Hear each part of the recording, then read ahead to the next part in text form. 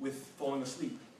So I am here to promise you that this will be the most boring presentation of your entire life. I can guarantee that. My name is Ken Robinson, and I am a lecturing educator, which means that I have experience putting people to sleep on 3 different continents.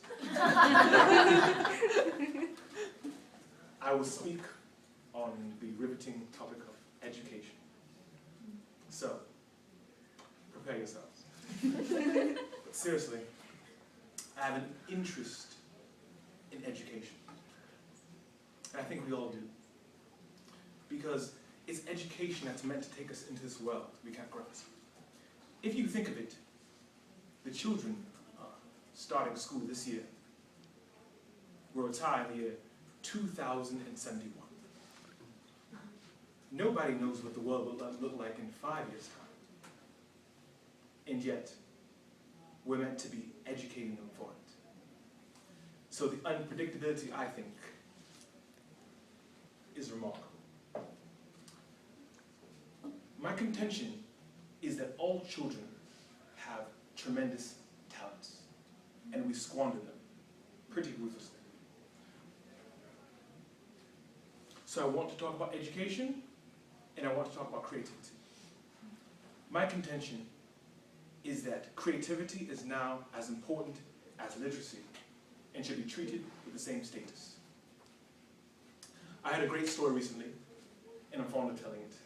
It's of a little girl in a drawing lesson. This girl hardly ever paid attention in class, but during this drawing lesson she did. The teacher was fascinated by this and asked, "What are you drawing?" The girl said, "I'm drawing a picture of God." And the teacher said, "But nobody knows what God looks like." And the girl said, "They will in a minute." When my son was 4 in England, actually he was 4 everywhere, to be honest. But when he was 4, he was in a nativity play. Do you remember the story? James got the part of Joseph, which we were quite thrilled about. We consider this to be one of the lead parts. He didn't have to speak, but do you remember the part about the 3 kings? This really happened. We were sitting there, and these 3-year-olds come in with tea towels on their heads, and they put their boxes down. The first boy says, "I bring you gold." And the second boy says, "I bring you myrrh." And the third boy says, "Frank sent this."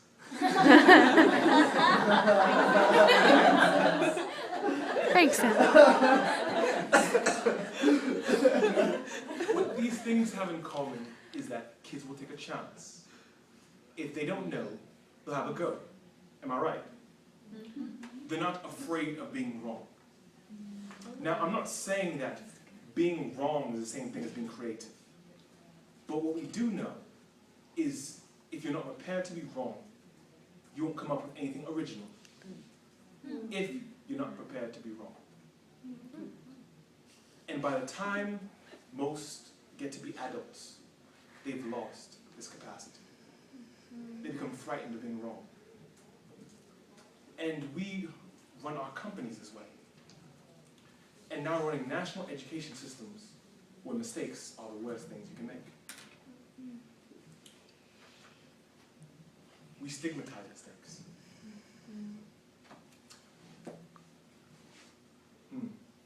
Picasso once said this: "All children are born artists. The problem is to remain an artist as one grows up."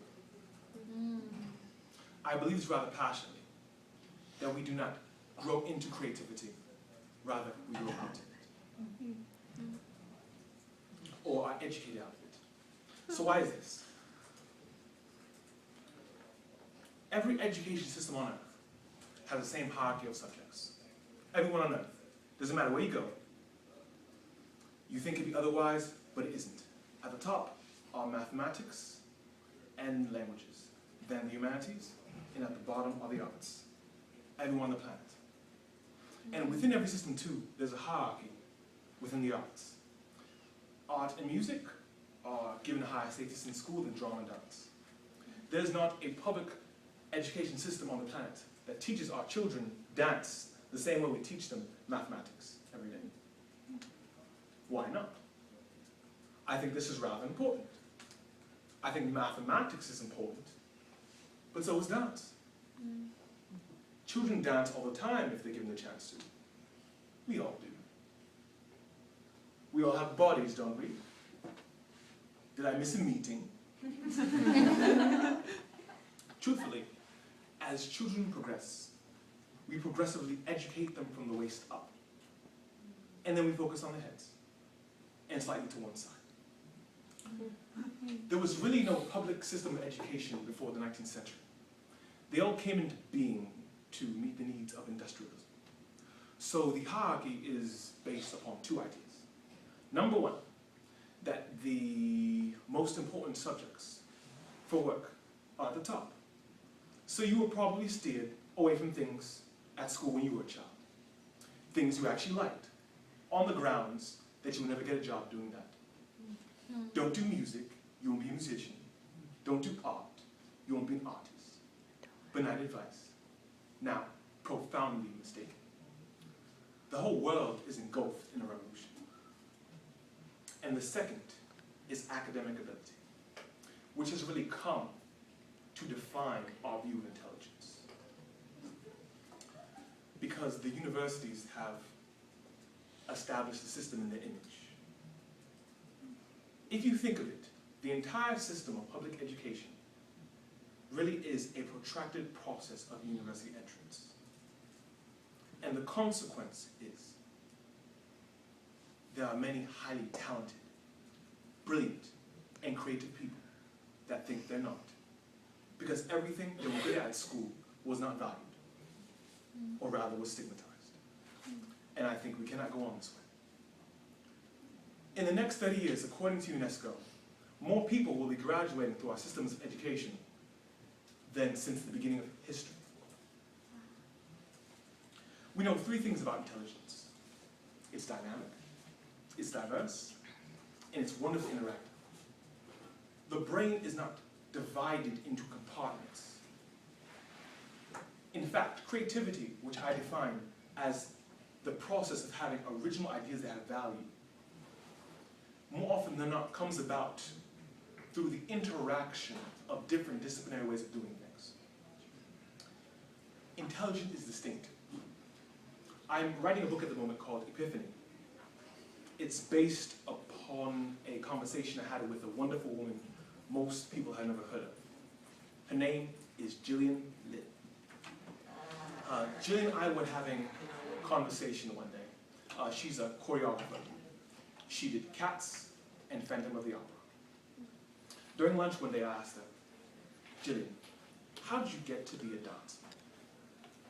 She said that during school she was quite hopeless. And the school in the 1930s wrote her parents and said, we think Gillian has a learning disorder. She was fidgeting, she couldn't sit still. I think now they'd say she had ADHD. Wouldn't you? But this was the 1930s, and ADHD hadn't been invented yet. It wasn't an available condition. People didn't know you could have that. Anyway, she went to see the specialist, and the man talked to her mother and told her all the problems she was having in school. And at the end he said, Gillian, I need to talk to your mother privately. Please stay here. But as he walked out the room, he turned on the radio on his desk. When they got outside the room, he turned to her mother and said, now just sit and watch her. And she said, the minute they left the room, she was on her feet, moving to the music. The doctor turned to her mother and said, Miss Lynn, your daughter is not sick. She's a dancer. Take her to a dance school. She had a wonderful career at the Royal Ballet. She founded her own dance company, the Gillian Lynn Dance Company. She met Andrew Lloyd Webber, and she was responsible for some of the most successful musical productions in history. She's brought pleasure to millions, and she's a multimillionaire. Somebody else might have put her on medication and told her to calm down. I believe our only hope for the future is to adopt a new conception of our view of human ecology, one in which we start to reconstitute our conception of the richness of human capacity. Our education system has mined our minds the way we strip mine the earth, and in the future, it won't serve us. We have to rethink the fundamental principles on which we educate our children. And we will only do this by learning to see our creative capacities for the richness they are, and for seeing our children for the hope that they are. Amen.